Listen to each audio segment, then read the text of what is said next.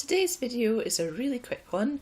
If you've set up a chart and when you've created it you weren't sure what you wanted to call your chart, then you can very easily add the title afterwards.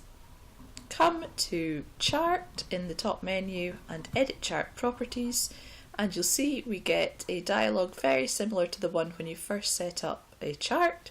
So we can add a title, and if you've decided that actually you want to have the column numbers appearing in a different place, you can change that setting here too.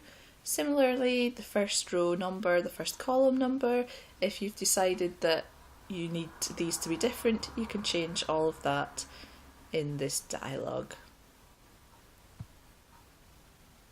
So clicking OK, we now see that I have the column numbers at the top and bottom and the title Nessie in the chart.